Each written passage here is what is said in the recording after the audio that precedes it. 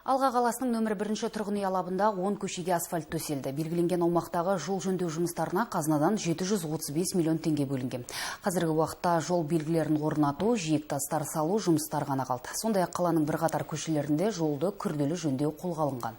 Толығырақ ауданға іс-сапармен барған әріптесім Нұрболат Қуантайұлы тарқатады.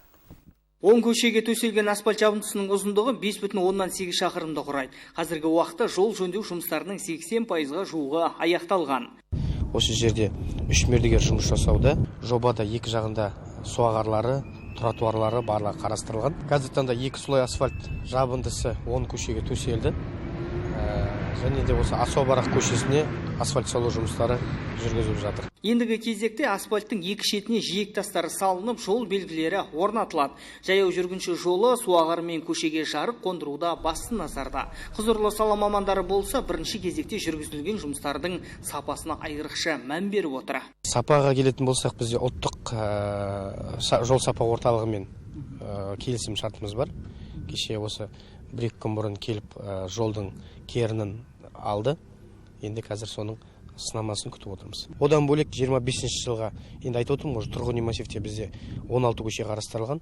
Сол 16 көшеге дәл осындай жобаны әзірлеп дайындап қойдық. Көптеген жылдар бойы жол машақатын тартқан номері 1 тұрғын алабының тұрғындары су жаңа асфальтты барынша күтіп ұстауға, көше тазалығын сақтауға уәде берді.